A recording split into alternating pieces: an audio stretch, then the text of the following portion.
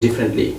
If Maithili were spoken by Yadavs, they thought this is Yadav Maithili, and the Jha is speaking Maithili, and they had labeled it as a Jha Maithili kind of things. So they decided to work on census data, and since then Professor Yogendra Yadav has been working on population monograph of Nepal, and anyone who has looked at Nepal's census data might have come across the work he has contributed on the languages and linguistics Nepal. And this is through that work that I have known Yogendra Yadav for many years, though I have met him physically only 2 years ago.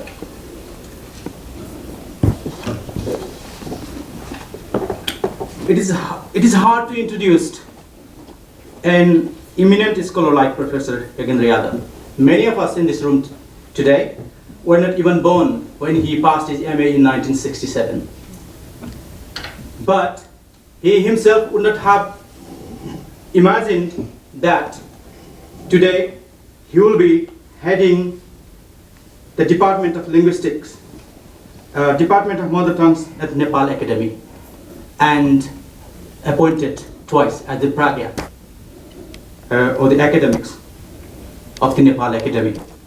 During his time, there was no school in his village, Narnia of Narayanpur, Sarlai.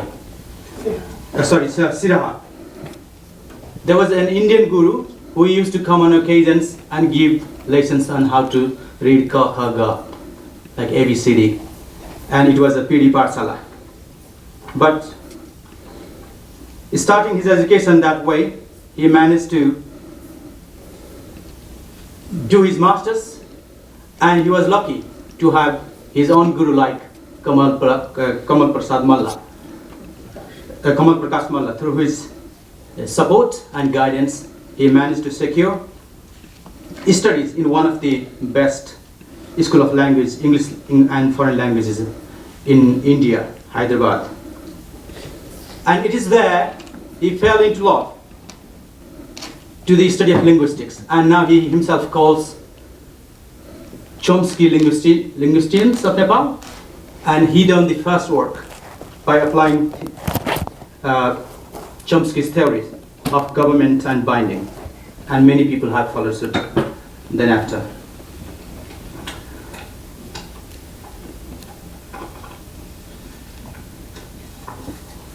He has been a Fulbright scholar and been to Chicago University, and ever since he has collaborated with many well-known linguists in Europe and United States, and has contributed a lot in the promotion of languages, minority languages in Nepal. He has produced work on Maithili language. He has worked on digital documentation, and also contributed to the Puma and other Kirati languages. At this very place, SOAS, he also collaborated with linguists of this institute for the project on endangered languages and documentation. He worked on Baram language on digital documentation. Baram is a very small, I think number 600-700 group in Gorkha, and very few people speak the language. So he has helped to digitize that language. He has worked on the development of Nepali language corpus. And this is a coincidence. And let me not even attempt to go into his numerous publications. Maybe he will be referring to them in his presentation. But this is a coincidence that the year 2019 happens to be the UN year of indigenous languages. And today we are here to celebrate the diverse and rich language landscape of Nepal. And very rightly, today's lecture topic, Nepal's contemporary linguistic landscape, is an implication for languages, endangerment and mother tongue based education. नेपालको समसामयिक भाषिक परिदृश्य, भाषिक सङ्कटपन्नता तथा मातृभाषामा आधारित बहुआयामिक शिक्षामा यसको प्रभाव. I think this is a very pertinent subject of our time, and I would like to welcome Yogendra Yadav. Thank you.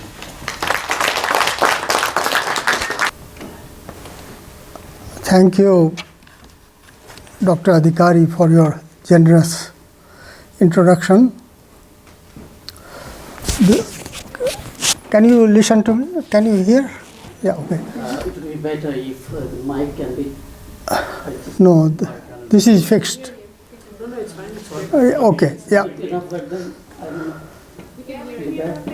Okay, then good.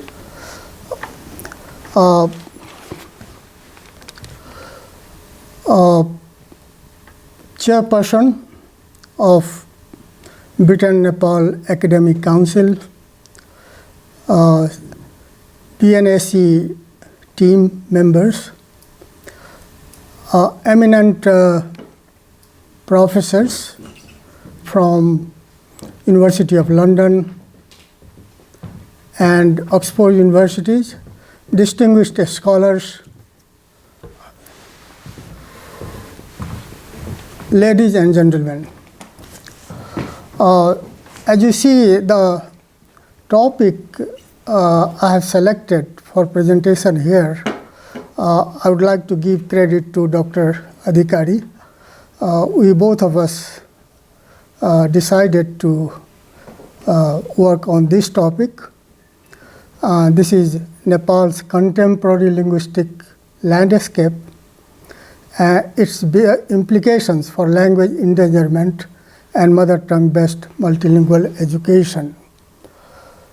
Now, it has two main objectives. In this presentation, I'll first try to analyze Nepal's contemporary linguistic landscape. And secondly, I'll try to show how this contemporary linguistic landscape in Nepal, how it impinges on language endangerment and language use in education. So these will be the almost 2 or 3 main objectives of my presentation. Let us begin with the linguistic landscape. Let me try to characterize it.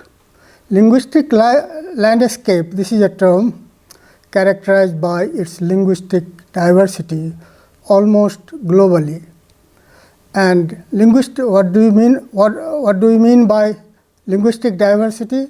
This is the concentration of unique languages together in a given locale, including their traits. And linguistic diversity is very much needed all over the world. There are certain very strong reasons for it.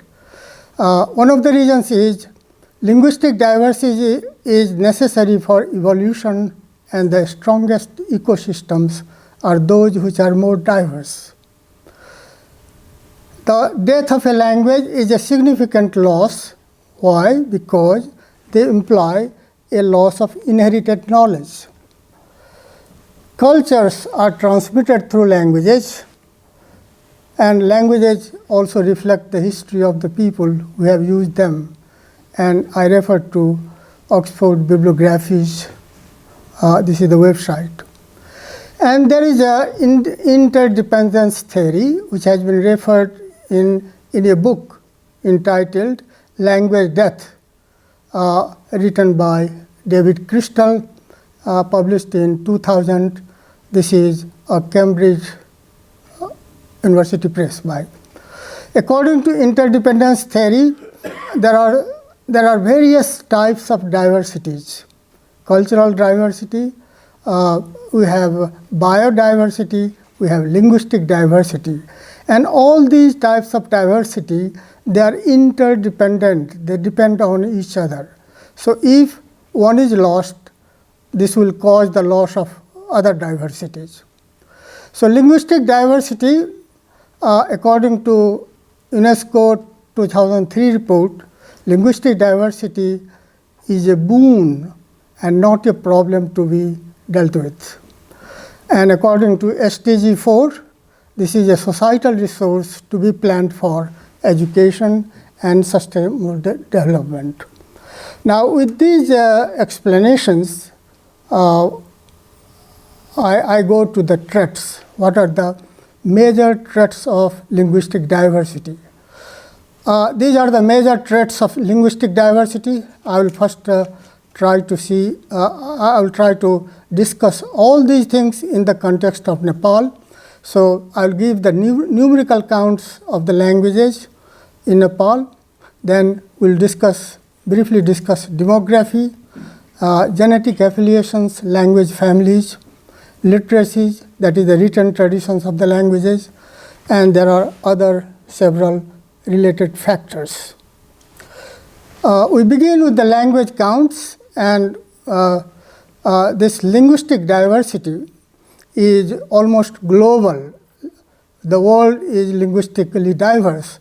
So first we begin with the world's language counts, and according to Ethnologue 2019, there are 7,111 languages spoken nowadays.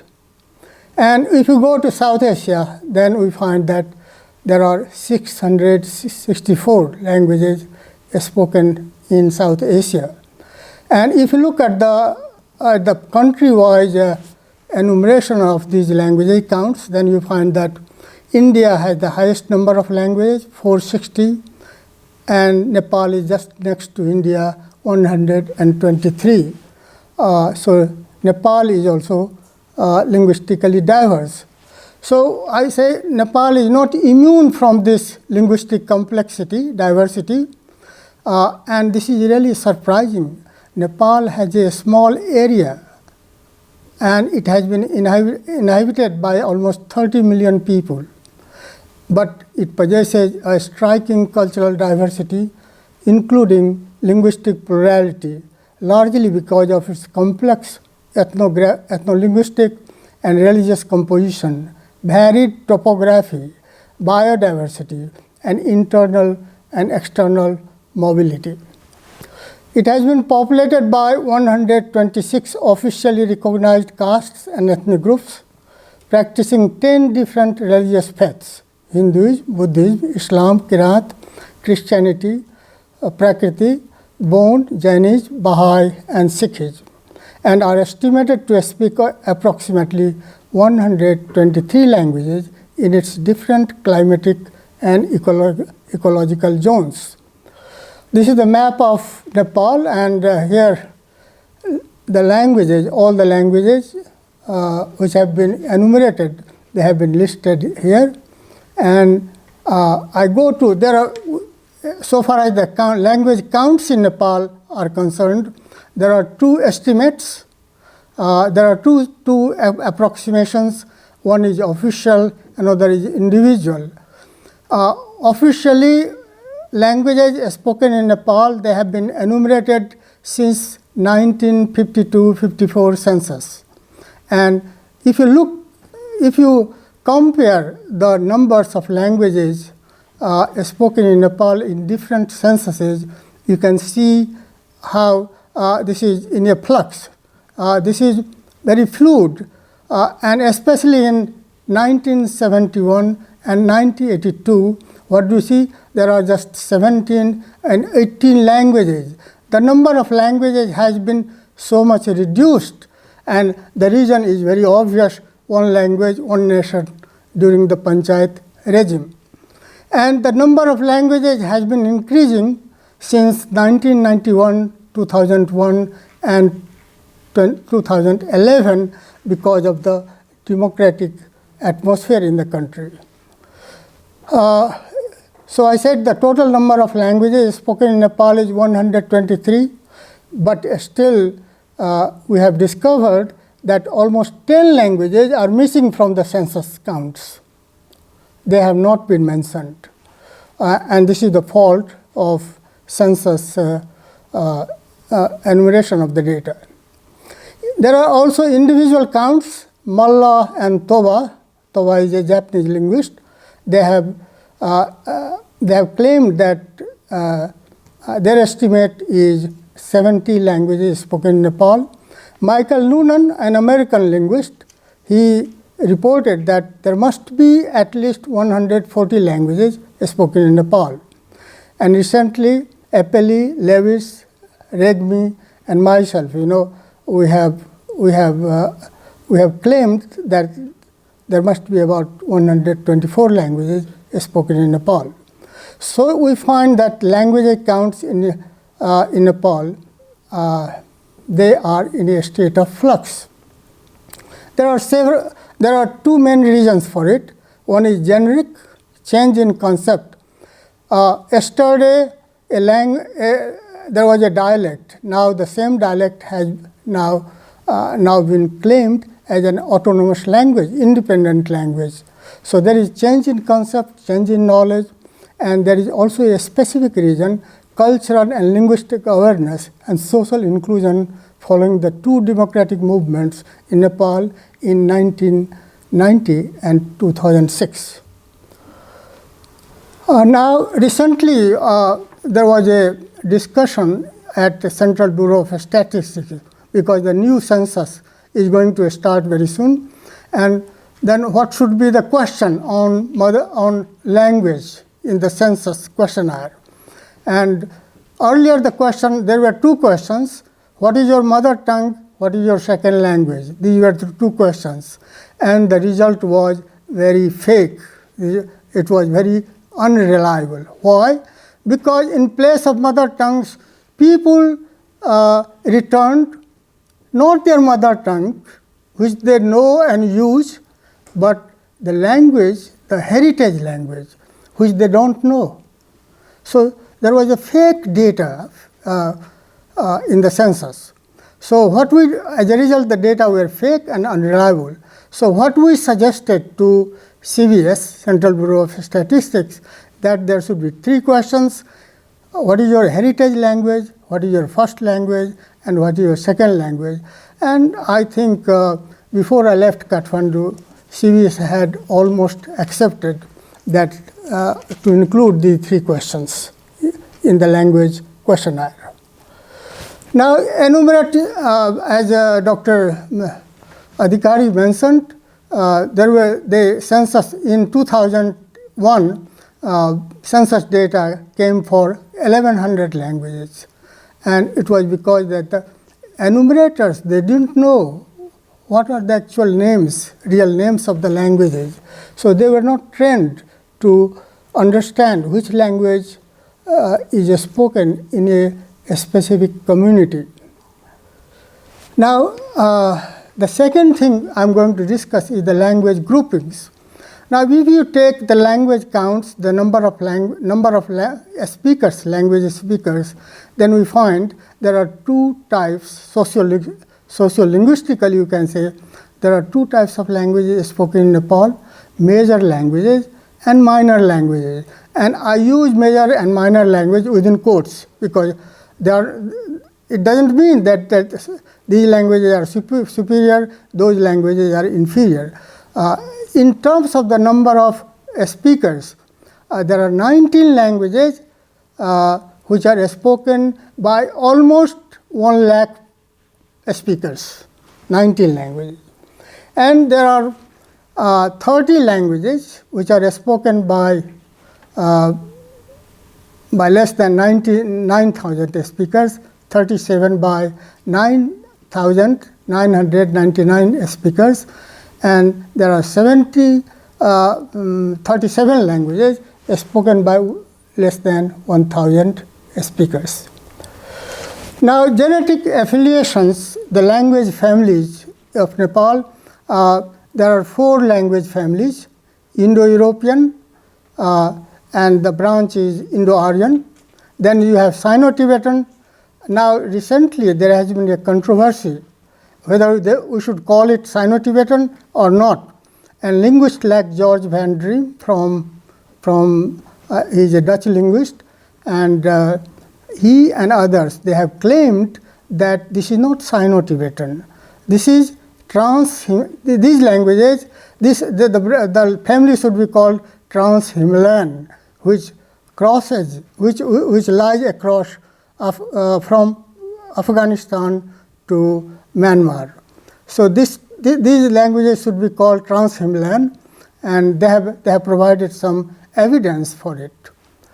Then you have Austroasiatic language, Dravidian languages, and there is a single language which is language isolate. Language isolate in the sense that its family has not been identified. It needs to be studied, further studied, and only then we can establish the family of this language. And this language is called Kusunda, and it is spoken only by 28 speakers. So this is the distribution of language families in Nepal, and this is the map, and you can see the red area. This is Indo-Aryan languages. This blue area is Tibeto-Burman languages, and so on. Now, so far as the demography is concerned, the demography of these languages is concerned, I told you that there are 19 major languages spoken by 96% of the total population. And there are minor languages, 104 are minor languages. They are spoken by just 4% of the total population. And this matches with the global trend of language vitality and endangerment. I refer to Cross 1992 and David Crystal 2000. And most of these languages, 104 minor languages, they are mostly indigenous languages. As for Nepali, we can say that this language is mostly widely spoken and established as the main medium of instruction in government schools. 44.6% it has 44.6% mother tongue speakers, 32.8% second language speakers, and it has the official status. It is a well-developed language for education, but it has uneven distribution. You can see in mountains the percentage of Nepali speakers is 4.16. In hills, 27.29%. In Tarai, it is 13.19%. So it has unequal distribution in the different parts of Nepal. Literacy, what are the writing systems? You can look at the list and at the table, and you can see that there are 14 scripts, distinct scripts used for Nepali languages. But as a matter of fact, what I would like to say that most of these languages, they use only one script, and that is Devanagari. So what happens, for example, Tamang people, they have been using a script called Tamhig. Tamhig, it is a combination, it is an adaptation of Shambhota script. And they have also been using Devanagari script with some adaptation. They use some diacritics, inserts of diacritics in Devanagari script. So, although there are several scripts used for Nepalese languages, but it is mainly the Devanagari script which is used for all these languages. Language ethnicity correlation, you have seen that there are more than 125 castes and ethnic groups, 10 religious faiths, and 123 languages. And we find there are these threefold ethnic, religious, linguistic structure in Nepal. One ethnic group, one language, for example, Rajbansi. Second, one caste ethnic group, many languages, for example, myself, Yadava, speaks several languages. Many caste ethnic groups, one language, that is Baun, Chhatri, Kami, Damai, Thakuri, and so on. So these are the threefold ethnic, religious, linguistic structure in Nepal.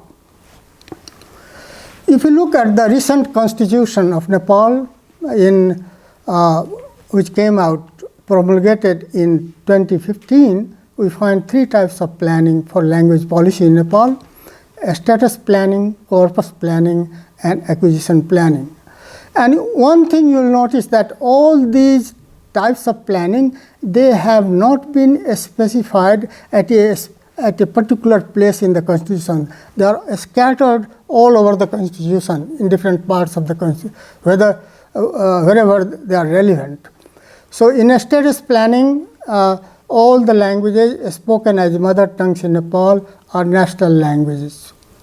All the languages are national languages in Nepal, and many people are not happy with this provision, with this constitutional provision. Nepali language written in Devanagari script shall be the official language of Nepal. This is unilingual language policy, and this is not inclusive. And then the corpus planning, language commission has been formed under the new constitution to carry out the activities related to corpus plannings, such as development of writing systems, standardization, and modernization. And then the third type of planning is acquisition planning. Languages, mother tongues, they have been learned. There is a provision for teaching mother tongues in basic education. We have noticed that there are 123 languages spoken in Nepal, but we have discovered that languages are not isolated units. They are interrelated to one another in a number of different ways, including a common linguistic history or culture, or perhaps through economic ties or social ties, such as intermarriage. And the Indo-Aryan languages spoken in the Tarai region constitute a curious case of language continuum. It is difficult to say where one language ends and another language begins. However, the degree of intelligibility decreases as the distance between adjacent languages increases, thereby forming a continuum. In such a case, people employ a language of wider communication or contact language like Nepali or Hindi. Hindi in the Tarai and Nepali in the mountains, hills. Now, one of the aspects of linguistic landscapes, linguistic diversity landscapes, which I'm going to discuss, is the applications of modern technology to Nepal's languages. These are the early initiatives in this field. Collection of material text was made by SIL and Nepalese linguists to create databases, word lists, and concordances, and analyze them within the framework of a specific linguistic theory called tagmamic theory. And there is a computer program to create an analyzed corpus of selected Nepali written text and then prepared a Nepali grammar on the basis of the corpus. Toolbox developed by SIL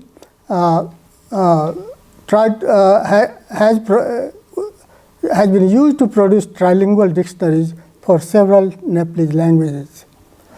Now, this is very important that development of a spoken and written corpora as well as parallel Nepali, English, and English-Nepali corpora and lexical resources started with the EU-funded Nepali language resources and localization for education and communication.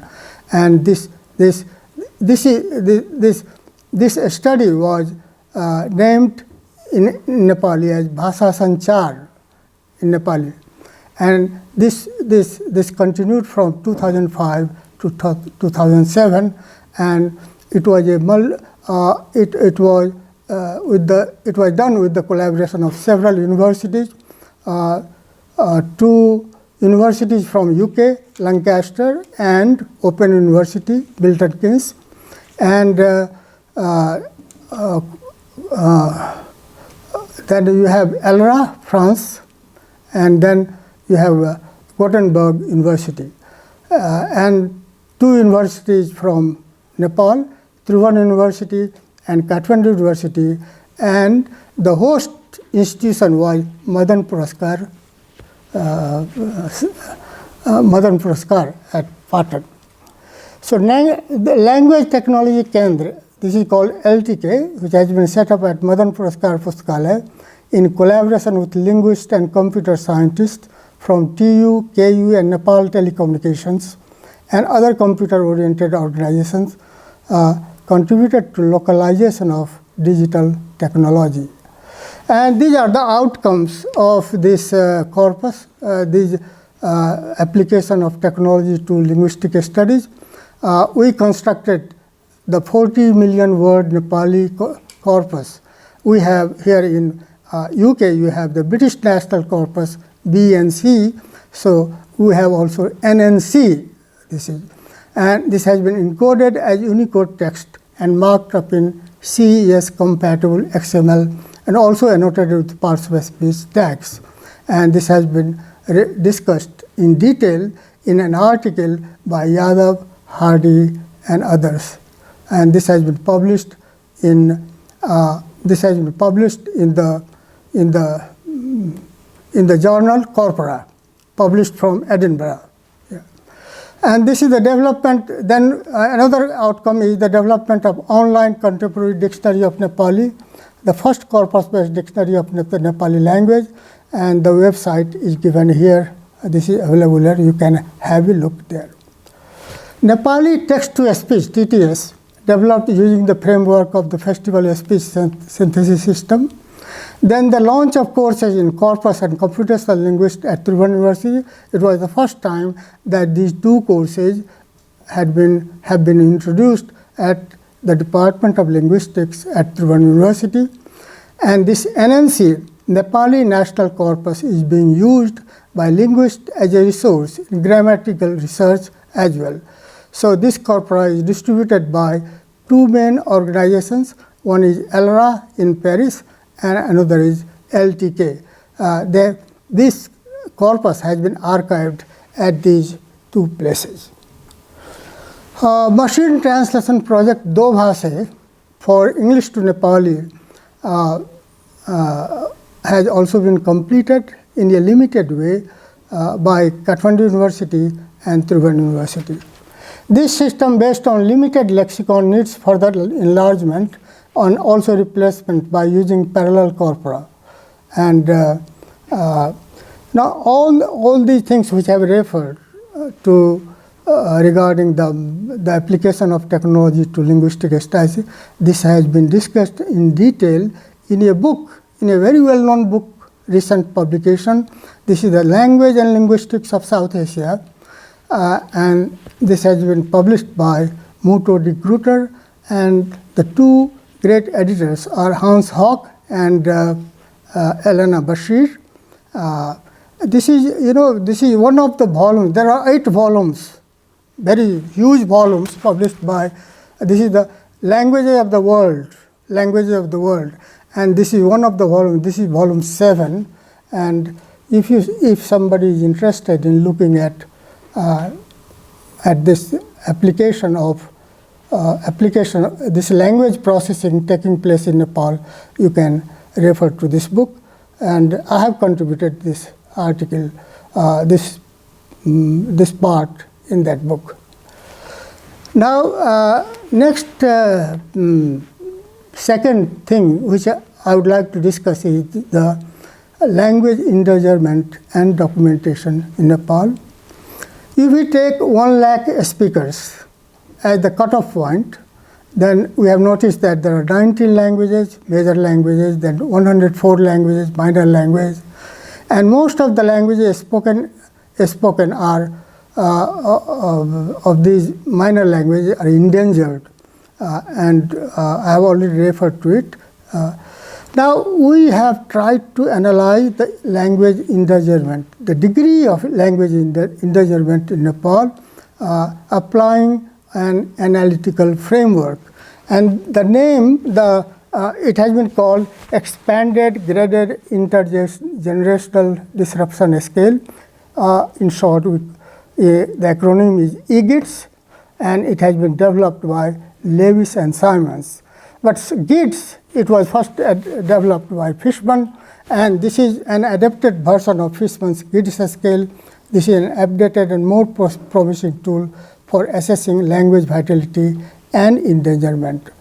Now, on the basis of this EGIDS, we have discovered, we have this result regarding the languages spoken in Nepal.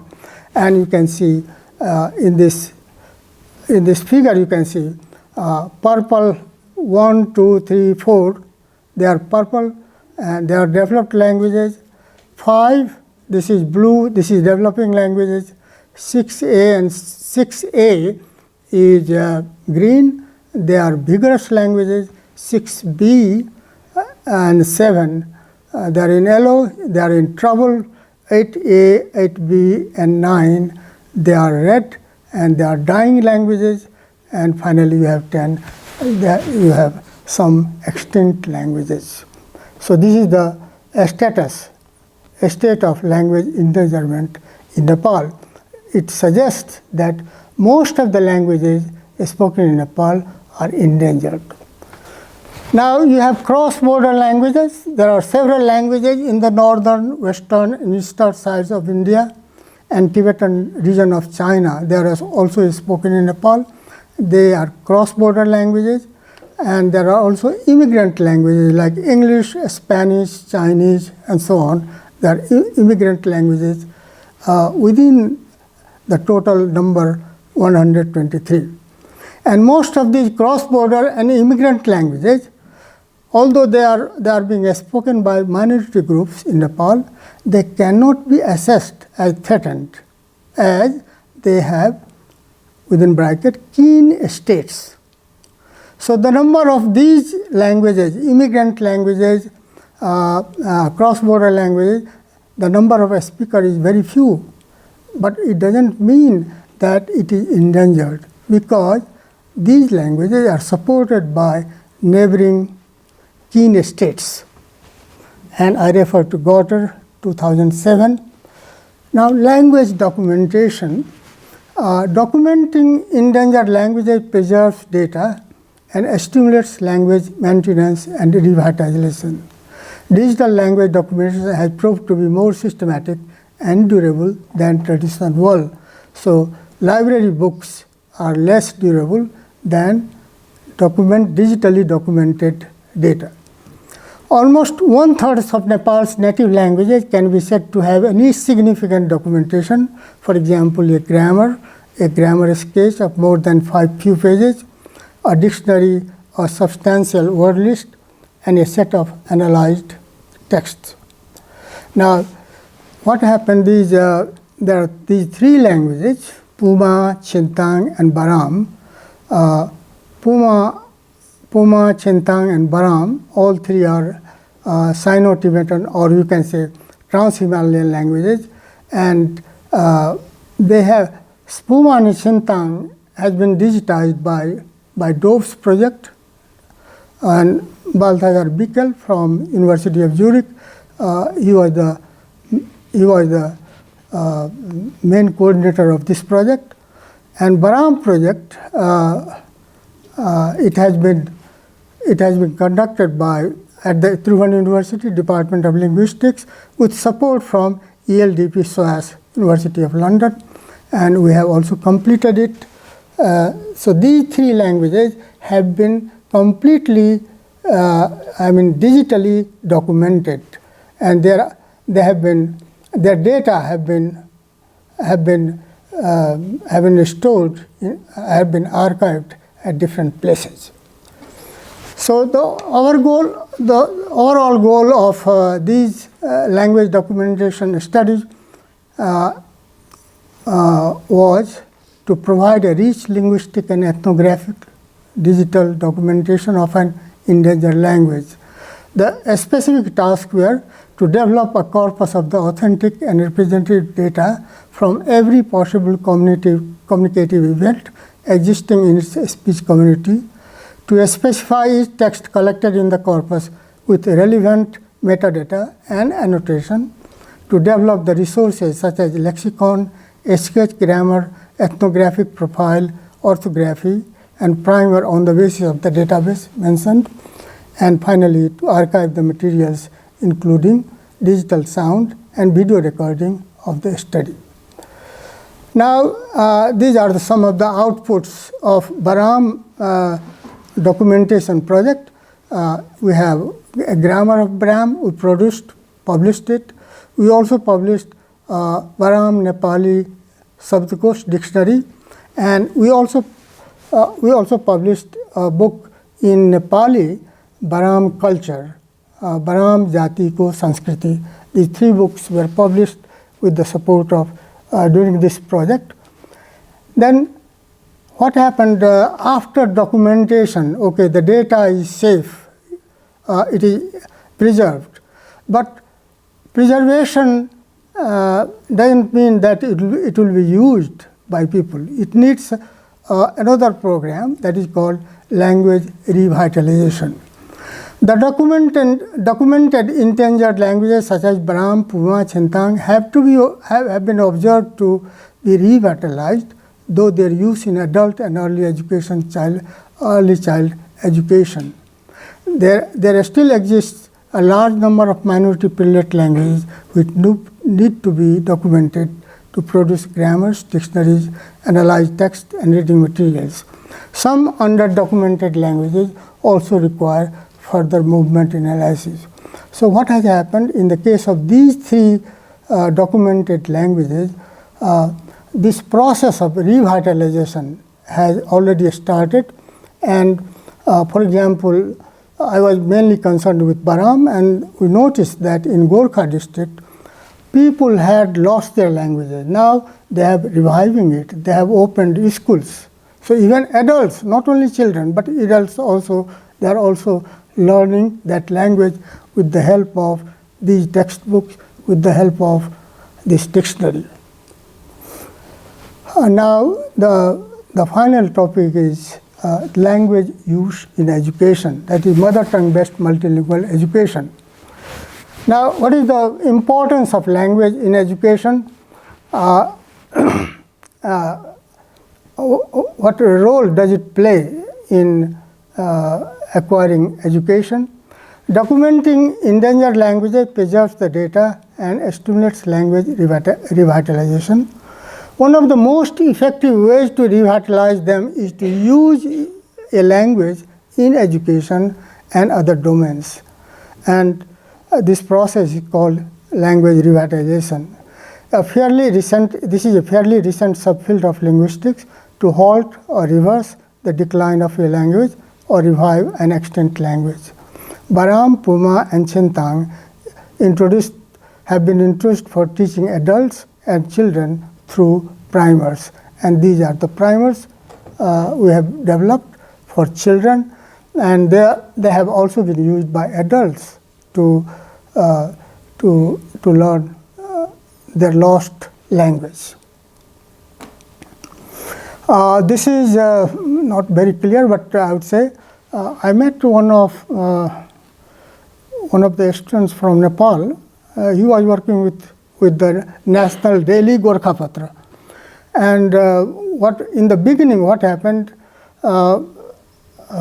we started to introduce mother tongues in Gorkhapatra, 2 pages every day for 2 mother tongues. And now the number of languages has reached 33. 33 mother tongues are articles from 33 languages. They have been published in Gorkhapatra. There are 2 pages reserved for them every day. So every day it publishes 2 languages. So this is a sample of a Limbu language. This page, the title of the page is called Naya Nepal, and this is Limbu language. Now, basic education systems in multilingual societies have almost been monolingual globally, using a dominant language, and Nepal is not an exception. And at Nepali, the dominant and official language in the country has alone been practically used as medium of instruction. At community school level, though private schools have invariably been using English as medium of instructions, now there has been a growing trend in Nepal to switch to English medium schools. Even community schools have been using English. Now, what is the rationale of using mother tongue in basic education? There has been overwhelming consensus in the literature that learning occurs best in the language a child speaks most fluently, which is obviously a home language or a mother tongue. So best basic education is possible only through mother tongues, because children, they know only their mother tongue. Basic education through mother tongue can be helpful to learn other languages more quickly. So if you learn a language, it doesn't mean you just learn the words or sentences. You learn the system, the cognitive system. Every child has the cognitive system of that language, and that cognitive system helps to learn other languages also.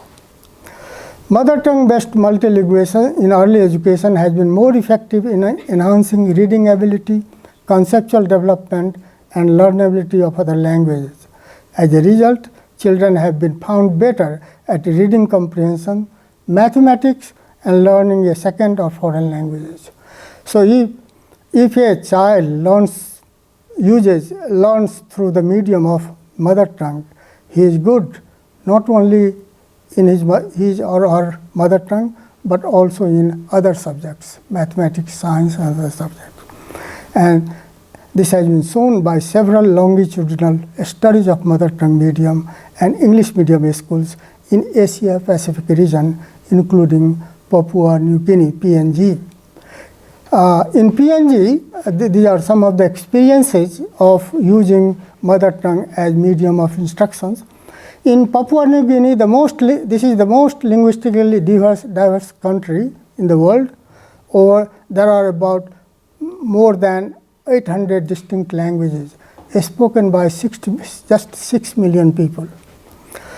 This is a mother tongue-based bilingual education program has been introduced there. And the longitudinal comparison of mother tongue schools and English medium schools, it has shown that the former has been more effective in enhancing quality education than the latter. Former means mother tongue-based education has been proved more effective in enhancing quality education than the English medium schools. And this is an experience from Nepal in the eastern district, southern eastern district. This is Jhapa district. In Jhapa district, there is the mother tongue spoken there is Rajbansi, and there are 3 schools there: Harira, Amgachi, and Chilhara. And in these 3 schools, Rajbansi has been used as medium of instructions. And again, the findings, the longitudinal comparison has shown that the dropout rate has been reduced, and there is better performance in other subjects, for example, Nepali, math, and science. So this is a great evidence that mother tongue-based schools are better than just English or any second language, foreign language medium schools. Finally, I would like to say there is some observations, some reservations, I would say, regarding mother tongue-based multilingual education in Nepal. And especially I would like to refer to Uma Pradhan. She is here.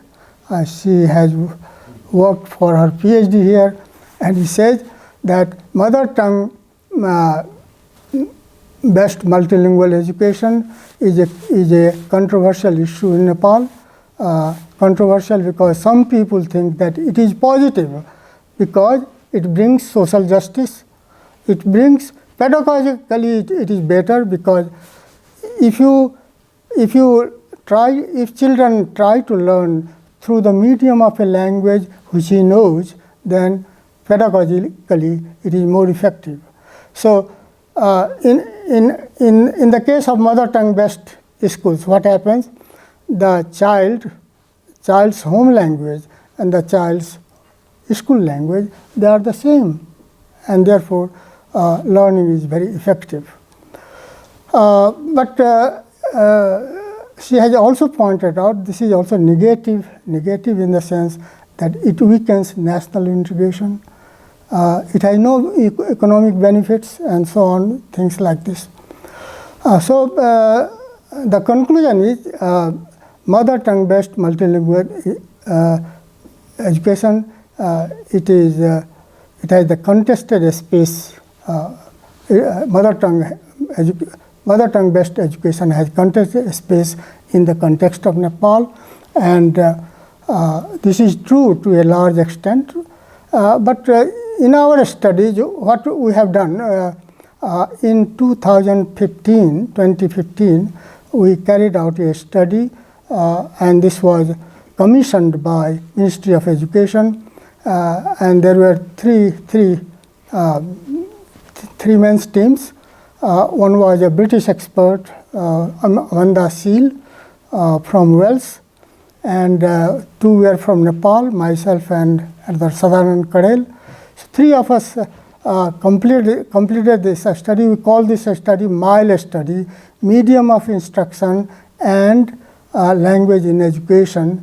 This is the acronym, and in that study we discovered, we visited almost most of the mother tongue based schools, and we discovered that we interviewed the teachers, we interviewed the parents, we interviewed the local communities, and we discovered that there is also lack of advocacy.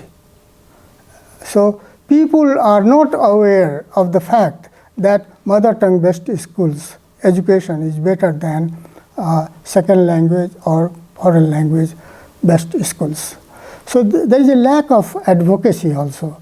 So if you just convince the people, the parents, the teachers, that mother tongue based medium of education has a better result, educational, pedagogically, or for cognitively. Cummins, the educational psychologist, he has claimed in one of his research studies that the development of mother tongue in a child and the development of his brain, they go together. And if you disrupt it, then there will be cognitive development will also be disrupted.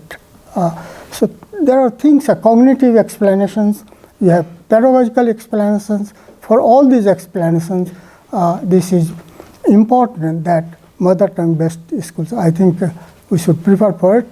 Although, this is true that it is a controversial issue. All the people are not accepting it willingly. And then recently, this is also Fillmore. This is a British researcher. She has also recently published a report in Kathmandu, and she has taken local perspectives on mother tongue education in Nepal, and she concludes that the road ahead may be long. It's very difficult to practice it, but by understanding and respecting local perspectives, that is one of the perspectives is advocacy. The government of Nepal stands a better chance of delivering a stronger and more inclusive education system for Nepal's Adivasi Janjatis and linguistically diverse children. So finally, I would say here that there is a great need for advocacy, for convincing people that mother tongue based education for children is more effective. And so far, if you look at the Curriculum Development Center at the Ministry of Education, there are 27 mother tongues they have been introduced as subjects. And they have been introduced as optional subject. And there is no government support, just the books published. And regarding, the first multilingual education pilot was introduced by Ministry of Education with support from Finnish government, and it was introduced during this period, 2007 to 2009, and they have switched to now. Earlier, all these schools, there were about 27 schools. All these schools they practiced mother tongue based education. But now, when we studied these schools, the same schools, we noticed that they have switched to Nepali or English mediums of instruction. They are no longer mother tongue based schools. What are the reasons? There is a lack of standard teaching materials, and teachers with English competency, they were also lacking. Again, we realized that we need advocacy and the provisions of good teachers, competent teachers, and good teaching materials. One thing finally, what is the time? If I time, I can take 5 minutes. 5 minutes, yeah. In fact, when it was commissioned again by Ministry of Education, then in 2017, I think, I submitted the core component, the mother tongue MLE framework, and these are the topics in this. These are the core components listed here on this page. I'm going to discuss only one, that is languages in education. This one. This table says that if you look at the languages used by children and in a particular school catchment areas, then you can have 3 types. I'm going to explain it. What are the 3 types? One is the schools with homogeneously Nepali speaking learners or on entry to ECED or grade 1. And there are 2 subtypes of this school, type 1. Type 1A is schools comprise the learners who are homogeneously Nepali speaking on entry to ECED or grade 1, and whose heritage language is also Nepali. Now, there is a question of heritage language. So, the homogeneous language is Nepali, and the heritage language is also Nepali. And type 1B means schools composed of the learners who are also homogeneously Nepali speaking on entry to ECD or grade 1, but they possess a different heritage language. So there is a difference of heritage language in 1A and 1B. Then in type 2, there are schools having the learners that homogeneously speak a language other than Nepali. Then again, it has 2 subtypes. School learners homogeneously speak a mother tongue on entry to ECD or grade 1, and that language is MOI ready, means that language is prepared for using as medium of instruction. MOI ready. Prepared MOI ready means it has teaching materials, reading materials, it has competent teachers, and so on, like this. And type 2B, the language is not MOI ready. And in the third type of schools may consist of learners speaking different mother tongues. And this is the most difficult situation. Children, they speak different languages. This is a complicated from pedagogical perspective. And in type 3, but here again there is a solution. In type 3, school learners enter ECD or grade 1 from diverse language backgrounds, but there is a consensus on a main LWC. They have the same link language. They have different languages, 10 different languages. They speak 10 different languages, but they have a common link language of wider communication. And in 3B, you have different languages and there is no link language. So this is the most difficult situation. So this is the typology of schools in terms of language spoken in the catchment areas.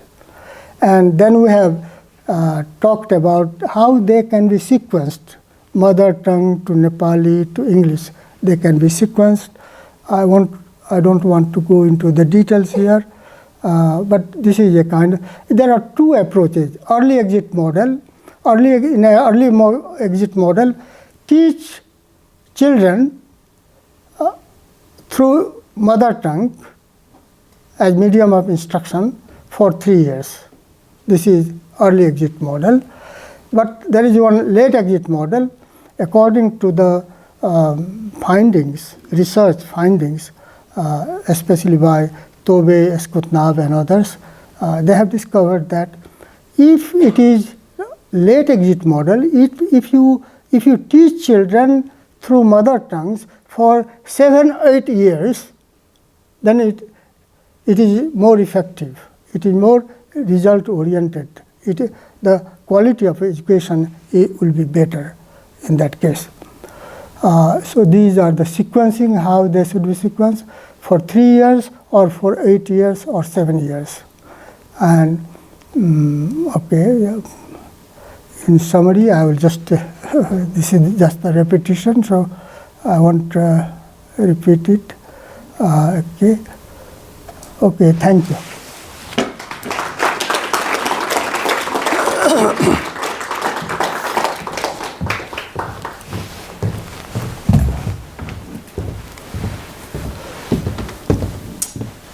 Thank you, Professor Yadava, for the rich lecture on these very important topics of our time.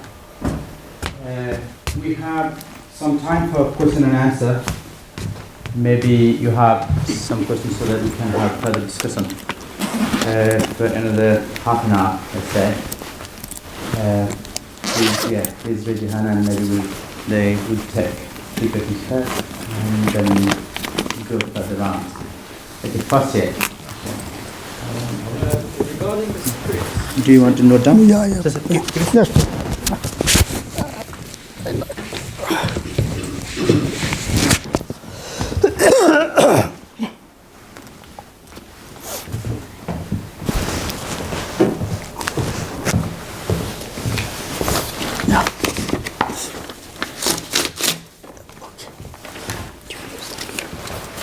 Okay. Regarding the script, you said most of the languages, they basically use Devanagari. Our Limbo community uses Citizen script. So, can you tell more about how, so you mean they didn't develop independently? So was it all derived from Devanagari or? No. So let me explain it.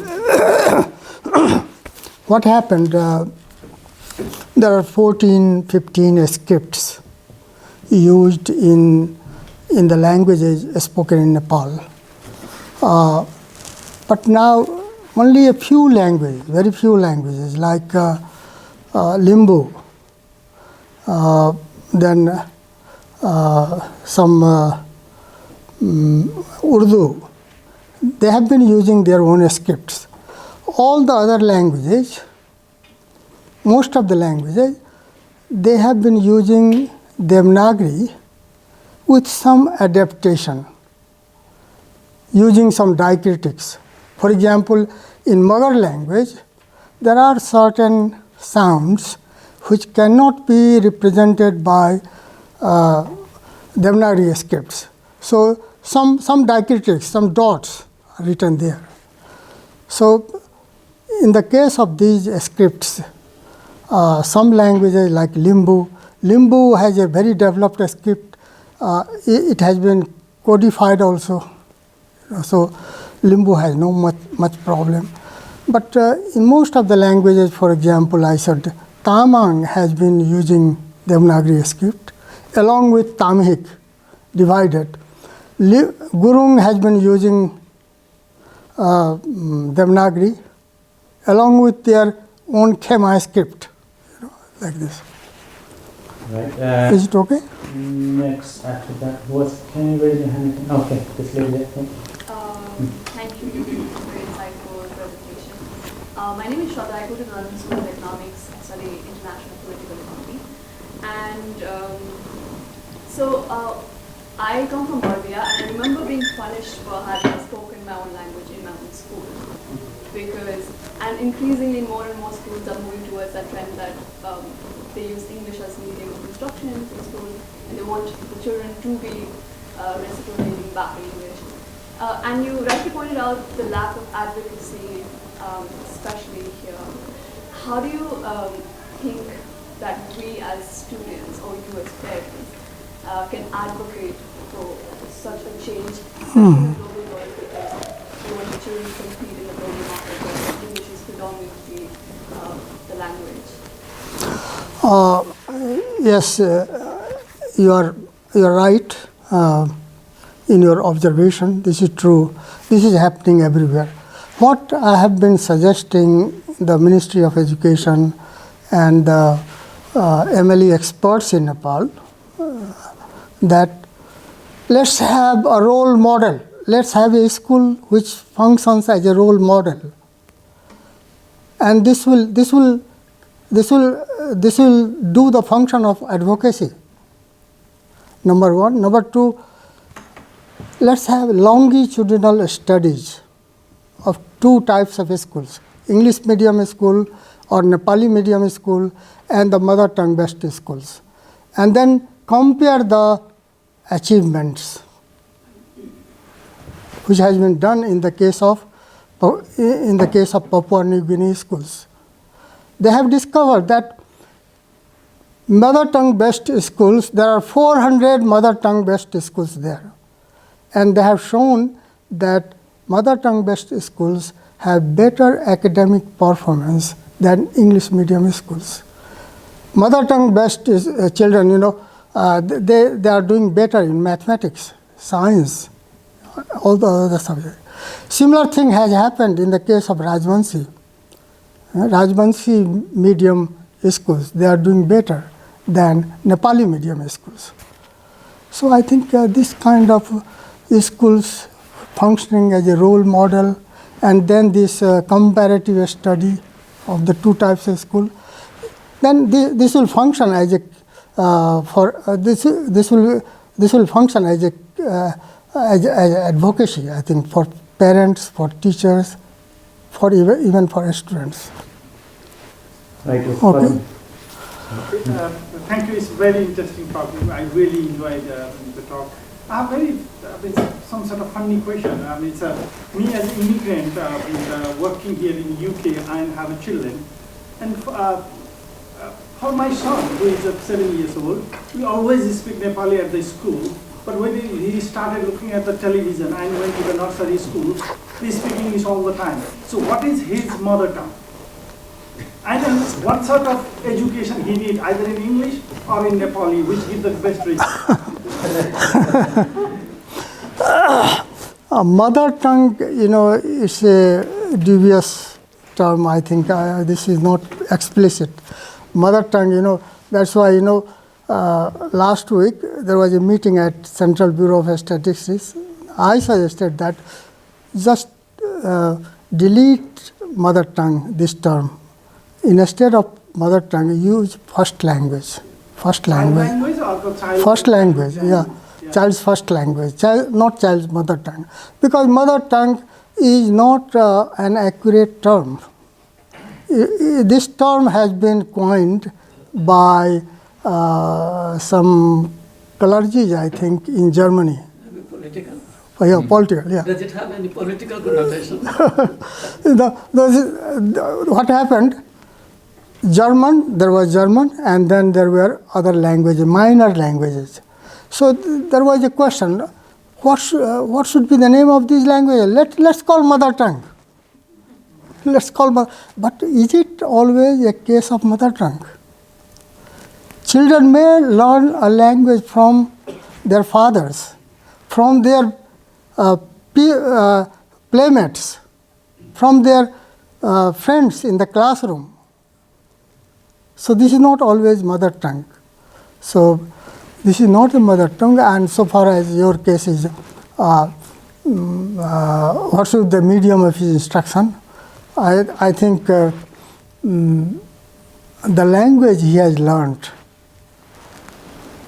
through televisions or through his playmates, I think this is his first language, and that should be the medium of instruction. So you're doing right thing. You are doing the right thing. He spoke very good Nepali at the beginning Okay. of the 3 years. Right. That's You know, last year, I just one thing. Mobility. You know, last month there was an international conference on multilingual education in Bangkok, and there was a very interesting paper on mobility and mother tongue education. Mobility and mother tongue, they can't go together. You have to lose mother tongue. right. Let's take 3 questions here. Yeah. Because there's so many hands, and then reply. Then one go, and then we go further. You? So I just wanted to say, not really a question, but the benefit, it's more general benefit. of Sorry, can you identify yourself? Okay, sorry, Maria Walters University of Edinburgh. Yeah. There's a more general benefit of bilingual and multilingual education and of encouraging language diversity. If anybody's on Twitter, I've tweeted out a link to University of Edinburgh Centre that really advocates for that. And I can speak to it because I'm German, my husband's German, we live in Scotland and have kids in Scottish Gaelic medium education. So even such a mix of tongues is really beneficial because it helps people switch between contexts. Thank you. I think that's this observation. Yeah, good observation. So just absolutely.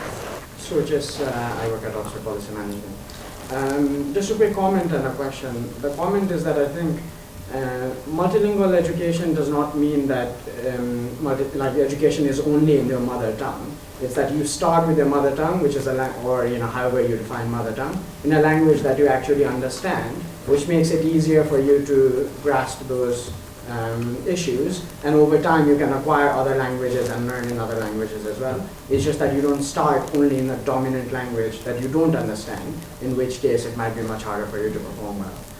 The question is related to sort of the presentation. I was a little bit surprised to not see any mention of the new federal setup and the fact that basic education is entirely now the purview of local government. So what is going to happen to the future of mother tongue-based multilingual education in a context where, for instance, the Minister of Education does not really have explicit right to actually implement that? Okay, yeah. Okay. I'm collecting more questions. Yeah, And you can. yeah. Mitra, did you read? Yeah. Okay. Yeah, I'm Mitra from Kingston University. It's just looking at it from the child's perspective. Isn't it rather too much? I mean, at least three languages. Start with your mother tongue or whatever you call it. It might be a different script. Then go on to Nepali, then English, plus loads of homework, with Nepali children, their bags are loaded. Now, isn't that going to be too much for them? That's one thing. Another is, how do the schools cope with it? And especially, I'm from Gurkha, and often the villages are a mix of Gurung, Magar, Baun, Chedre, and everyone else. How does a local school run separate classes for a Gurung, for a Magar, and I don't know, maybe Sanskrit for the Baun kid or whatever? Sure. No, practicalities. is that not going to be rather difficult and burdensome for Right, school I'll and children? take final this time from Fraser. Yeah, thanks. Thanks, Professor Yadava. Fantastic lecture. I'm Fraser from the University of Birmingham. I just wanted to ask briefly about the relationship between ethnicity and language and how that works in terms of the census. I mean, some of the VDCs where I worked for years in Morang and Japa, the Tharu is classified as a language, but actually the Tharu language they speak is much more closely related to Rajwanshi than it is to like the Tharu that they speak in Chitwan, and likewise the Rajwanshi themselves. I mean, their language is very closely related to the kind of the language they speak on the Purnia side of the border, the kind of the Eastern Maithili dialect. So it seems very kind of arbitrary then, but then in a sense it says Daru, in fact it's not actually Daru, in fact it's so there could actually be more languages if you then include other subgroups as well. Or it could be that they're actually, because they're much more closely related to some of the other Eastern dialects, and they're more almost like the same language actually. I mean, there's very little difference between the Rajwanshi Eastern Daru and language from the Kangai and some of the other ethnic groups in the region. Yeah. All right, let's answer those questions. Let me begin with the first one, okay? You're right that multilingual education doesn't mean only the use of mother tongue. You know, UNESCO has published a book in 2018, I think, and this MLE has been very well defined there, and they make a distinction between two types of MLE. If you use more than one language in a classroom,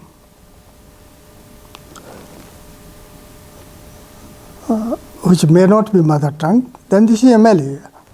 But if you use mother tongue and then plus other languages, then this is mother tongue based multilingual education.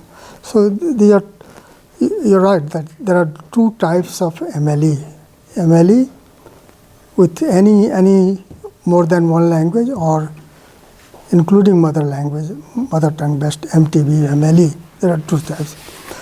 Local role of government, so far as the role of government is concerned, you're right that the whole responsibility of implementing education, especially school education, has been entrusted to local government. But the question is, can the local government implement it? Is it feasible? Is it capable? There is no expertise. The government is not providing experts to the local governments. So this is in a mess, you know. They have, constitutionally they have the right, but it is all in the mess because government has not provided the required expertise to the local governments. So this is going to affect school education very badly. And this is a debate going on in Nepal very well. This has been local governments, and they have been complaining about it. So far as 3 languages, it's too much for children. Okay, what happened? I'll give you just one example. Ministry of Education has now they have started to introduce a new system now. All the books for children in basic education, they have been produced in mother tongues on the one hand. But when they start, for example, Rana Tharu, in Kailali, Kanchanpur district, all the books have been prepared by the Ministry of Education with support from USAID. And when those schools, they started to use those books, then what happened? The government stopped it. No, this is not possible. Teach children English from grade 1, Nepali also Nepali, and then mother tongue. And you know, they were compelled. They had no any way out. They were compelled to do it. So this is again in a very bad shape. You know, this is happening there. And regarding the mixed schools, I told you about the typology of schools. There are some schools where children's languages are diverse.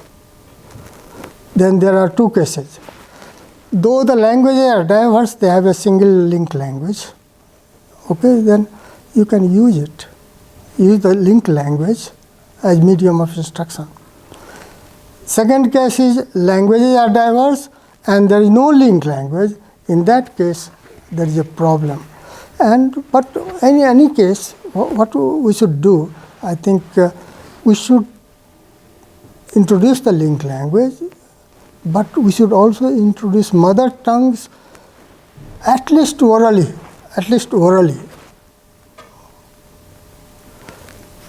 So,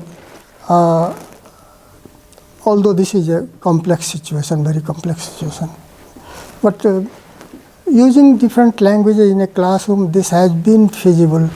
In some cases, this is happening. Ethnicity and language, the relation is not constant. You said it varies from one region to another region. Tharu in Bardia, let's say, speaks Dagora Tharu, but Tharu in Jhapa speaks Rajbansi or something.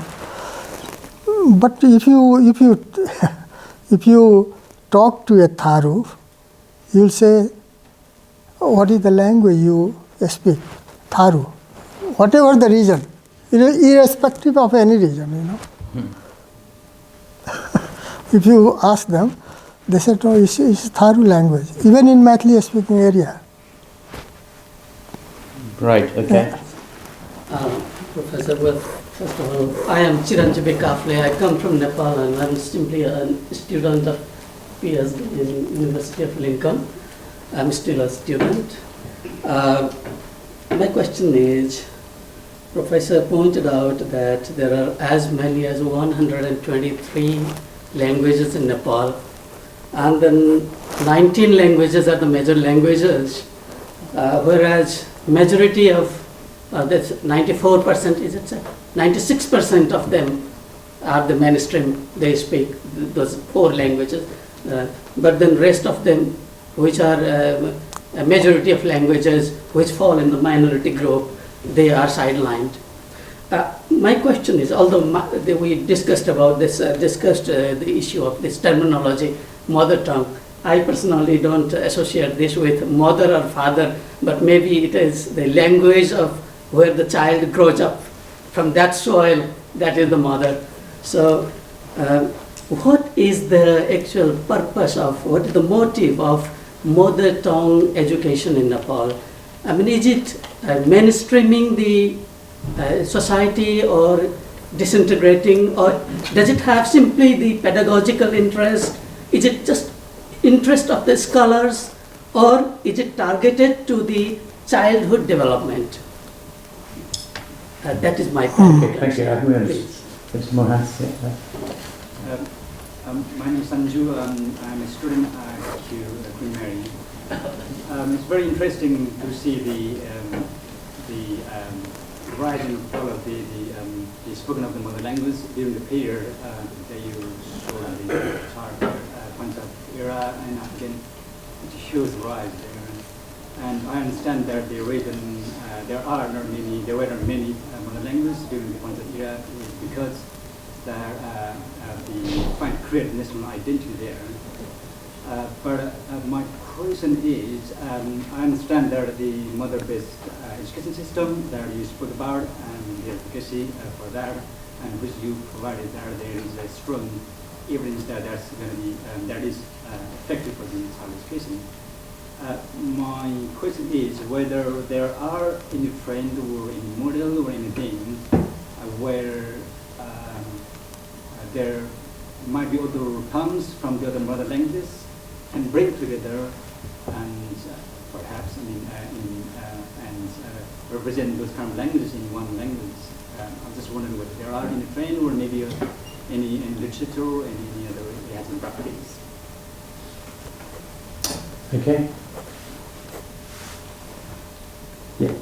I'm Camilla. I'm a student at the University of Arts, London, and I would just like to ask you if you could describe a bit more about the process of documentation now in terms of digitalization, digitalizing languages. What are the challenges? Are there, if you could describe it, like you mentioned, the Finnish government. I know the Finnish government is quite from friends helping out in sort of funding in terms of mother tongue education and Tamang, but in terms of, this digital preservation, the funding that goes on, the challenges, because yes, they need to be documented, but where's the money coming from?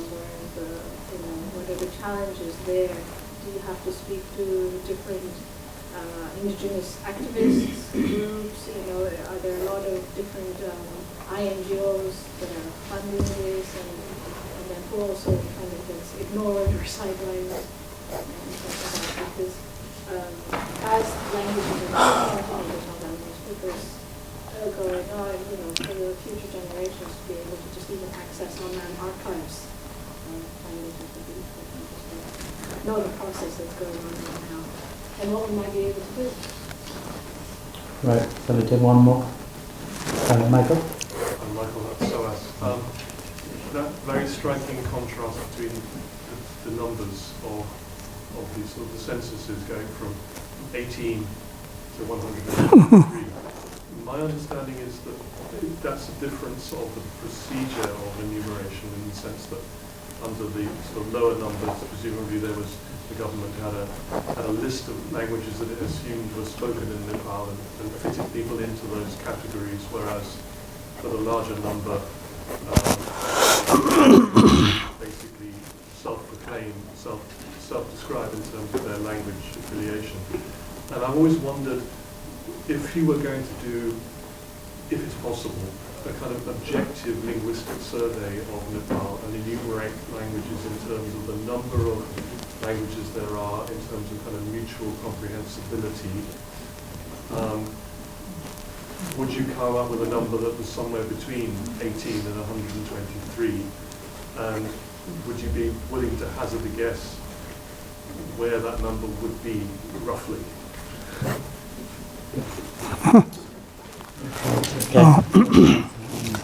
Okay. I think maybe we'll go for final round. Okay. Why mother tongue based education?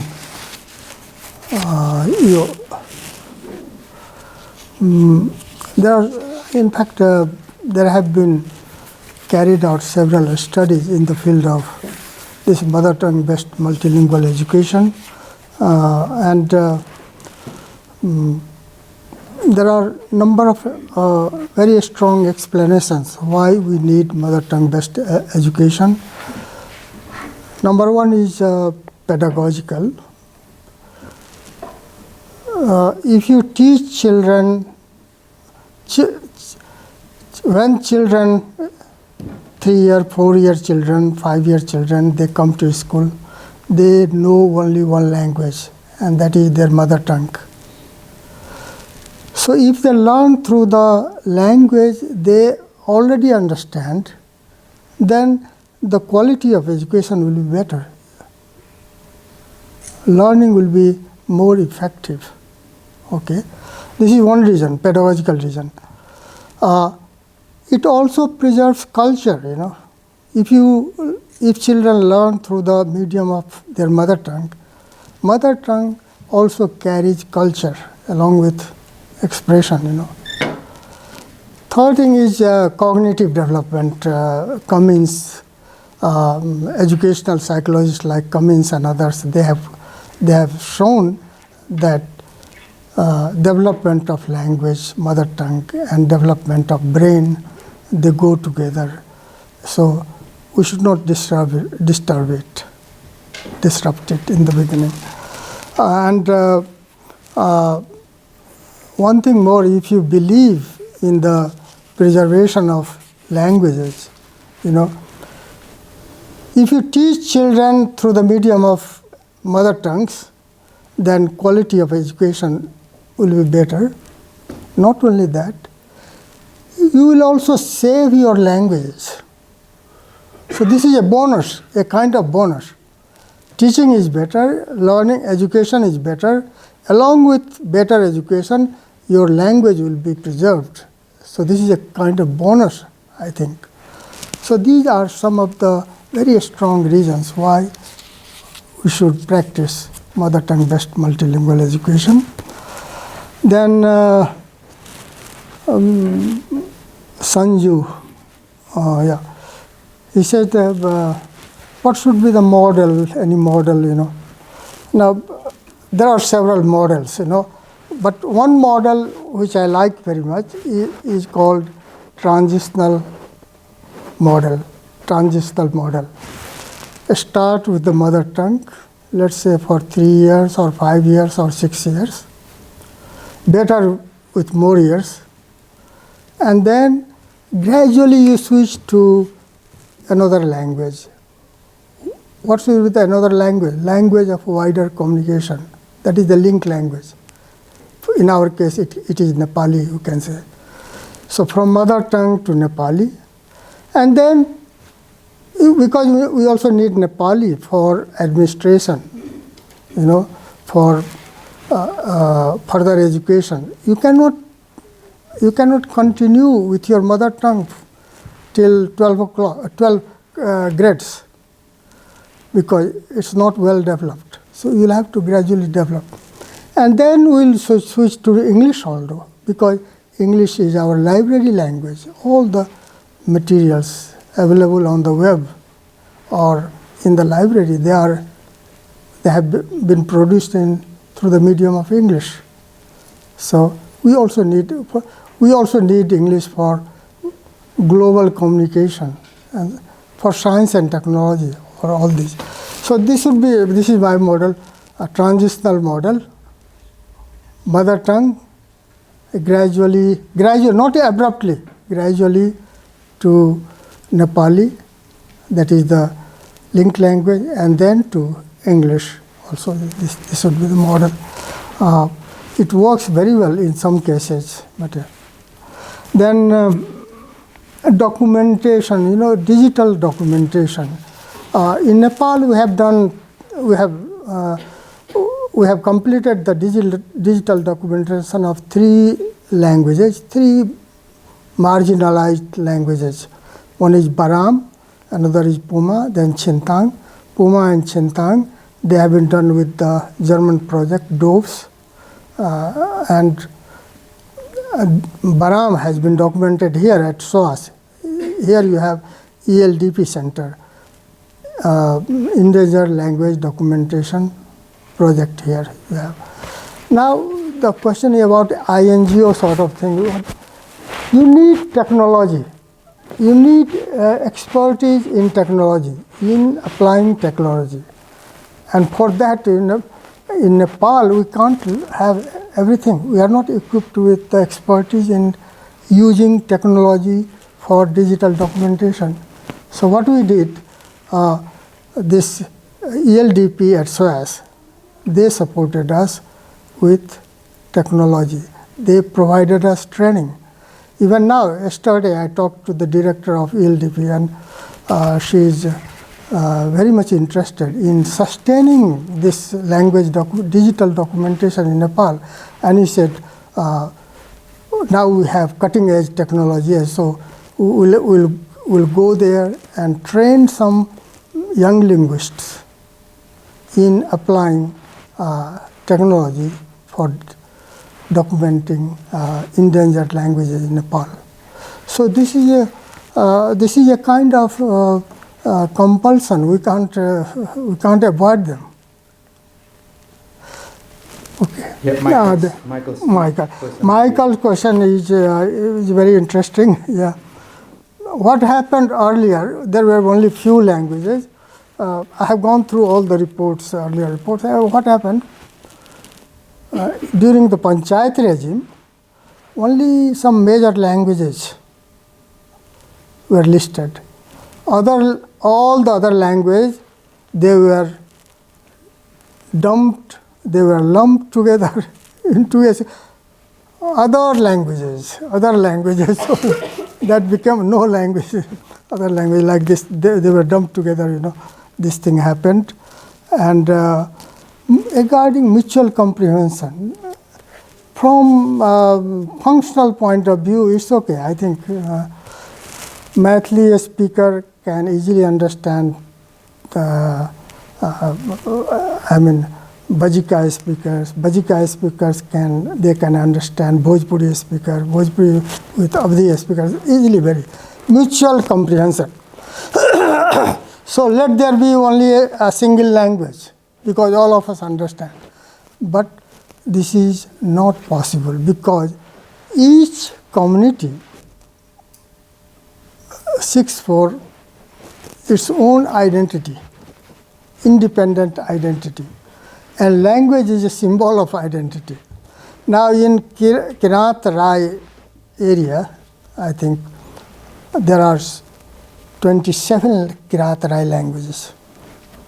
So during the Panchayat regime, a single language, Kirat groups of languages, Rai groups of languages, a single language. Now we have 27 languages, Rai languages. And they are not going to accept that we speak only one language. This is a kind of political or social awareness among the people. Because each community, they want to establish its own identity. It has political, economic benefits also in modern democratic system. Right, I'll take only two final questions, maybe three. I think, Vagrateri? My name is Ajit Kumar. Okay, right, we'll allow you. That's fine, go on, go ahead. Sorry. Go ahead, go Someone ahead. else is supposed to say. So my name is Ajit Kumar. I teach history in the University of Delhi, and I came here to deliver a lecture on language. As you rightly said in your speech, that United Nations is celebrating 2019 as the year of indigenous languages, and I spoke on Mathili in the House of Lords the day before yesterday. So therefore, this discussion becomes important, and my question would be confined to Mathili language, which is spoken at least in two countries. And the Mathili of India consider their region, Mithilanchal, as a region because of the linguistic identity that they have. And in Nepal, there is the Rai region of Nepal where people speak Mathili. And as your statistics suggested that it is the second highest language in terms of the number of people who speak, that is Mathili. If I remember correctly, it is more than 11,000 people who speak this language in Nepal. So my question here is that can there be a forum, between the forum to think about the development of this language, because as someone rightly asked a question, that there is a Devanagari script in which some of the languages are taught in Nepal. But then at the same time, Mathili has its own Lecture script. So can there be initiative from the country level to revive the language which has got a global character these days? Okay, Bhagirath, can you put it very soft and precise? Yes, another question, we know that the Bhaktapur municipality has started developing their own curriculum, and they are starting to teach in local languages in local schools. But as Samitra and other friends can tell us, there is variety, even in the Nepali language, what they speak in Kathmandu, Bhaktapur, and Rai. So do you see the need of an authority at the central level that will work on this standardization? Sorry, Hi, I'm Samitra. I'm a local instructor from BNAC in London. My question is very simple. Because I'm having to ask this speech, I couldn't find it over the internet. I noticed the three of the books you published in Baran language, which is very interesting. I'm interested to know if they have their own script as well, and if they do, No. they don't. They don't have. They don't have a script. Right, okay, fine. I think we have to make this last. Martin Brooks, former student here at SOAS. My question relates to the dilemma of one of the previous questions, which is, can this very laudable underpinning of linguistic diversity translate into the diaspora beyond Nepal and successfully? And I'm thinking particularly of the larger concentrations in West Bengal, Gorkhaland, and here in the UK, where our chairman and Professor Gelner have written extensively of the sort of Jati communities here. I mean, will these languages, with this underpinning, can they be protected and enhanced in the diaspora beyond Nepal? Right, maybe I think I'll just chip in the last bit. That's the final question there, okay? Yeah, your name, please. Yeah. मेरो नाम सजित राई म चाहिँ SOAS-मा काम गर्छु हैन final question चाहिँ मेरो के छ भने अब as a Nepali coming from ethnic त्यो हाम्रो ट्राइबल ल्याङ्ग्वेज हुन्छ म चाहिँ राई हो तर इस्टर्न ल्याङ्ग्वेज सङ्घसभाको यो लोरुङ एज अ लोरुङ अब यो युकेमा बस्ने लोरुङले चाहिँ हाम्रो यो लोरुङ ल्याङ्ग्वेजलाई प्रिजर्भ गर्ने एउटा सानो स्टेप छ भने त्यो एज अ डायस्पोरा होइन कसरी तपाईँको एक्सपिरियन्स र नलेजमा गर्न सक्नुहुन्छ भने as a small step not as a त्यो पोलिसी एडभोकेसी लेभल भने चाहिँ एउटा सानो स्टेप छ नि एज अ लोरुङ जो चाहिँ यहाँ युकेमा बसिरहेको छ मलाई चाहिँ केही नेपालमा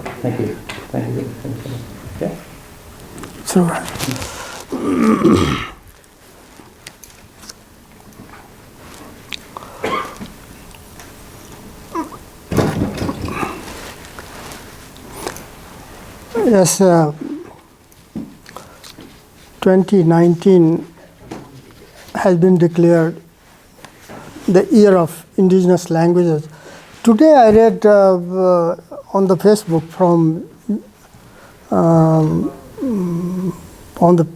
that this 2020 decade has been declared the decade of indigenous languages by United Nations.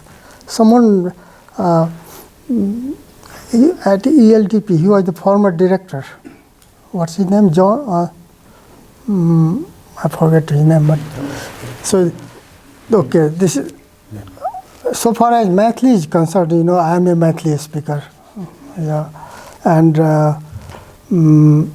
joint forum. You are talking about the joint. This is happening. You know, there you don't need to. Mathli writers in Nepal and Mathli writers in Bihar, and they have been working jointly. They have been organizing conferences, and so there is no difference between the Mathli writers, Mathli in Nepal, and this is happening. There is a sort of collaboration among them. Next month, International Mathli Conference is going to be held in Viratnagar, and sometime, yeah. So this is happening. A diaspora sort of thing. This is happening, you know. But there is a hitch, political hitch, you know. Maybe government of India doesn't want it, or government of Nepal doesn't want that they should be very close together, you know. This may give rise to another situation. Yeah, but this is happening. So revival of Tirhuta, you know, Mathli has been using Devanagari script, and there is an advantage. If a child learns Devanagari script, he can write Mathli, not only Mathli, also Nepali, also Hindi, many other languages. But if he learns Tirhuta, then again he will have to learn Devanagari. He is bound. This is also compulsory, because he will have to learn Hindi. He will have to learn Nepali. So Tirhuta or Mithlakshar has been used, should be used for preservation, for cultural things like this. But if it is used as a script for writing, for education also, then that will create a problem. That will be more difficult for children. Then Bhaktpur Nevar, standardization of Nevar language, do you say? Local curriculum. Local curriculum. No, this is what is happening. I told you earlier that this school education, the administration, implementation of school education has been entrusted with the local government, but they don't have any expertise. They don't have any administration to look after it. So this is the problem. And so some local governments have been introducing their own curriculum, own textbooks, but I don't think this will create a greater problem. This is not going to succeed, I think. And diaspora sort of thing, I said, this is at some level, you know, it's happening. It's happening, yeah. So I said that Maithili speakers in Nepal and Maithili speakers in India, they have been collaborating, you know. Then Lohorung sort of thing, how to preserve it. You know, linguists should preserve it, the language, but the greatest responsibility of preserving a language lies with the community. It's your language, so it's your responsibility is greater. So how can they preserve it in UK in a small way? In UK? यहाँबाट कसरी गर्ने? For that, I think you need to take a class later. मैले भने अब mobility मतलब external migration, internal यो त external migration, even internal migration मा तपाईको तपाई धनकुटाबाट काठमाडौँ आउनुस् त तपाईको भाषाहरुको लोप भइहाल्छ. मोबिलिटी माइग्रेसन यो भाषालाई समाप्त पार्ने एउटा ठुलो एउटा फेनोमेनन हो, कारण हो mobility. Right. Thank you. I think it's time for us to leave. Several participants have come from a long way, and I would like to thank you for your time, for coming here, and for your patience. I would like to mention Ganesh Kartaji, who has been helping, volunteering actually, in BNAC in recording today's lecture. We'll be putting this online as soon as we can. Once again, I'd like to thank SOAS and very big thanks to Yogendra himself for coming all the way from Nepal. Will you join me to thank me?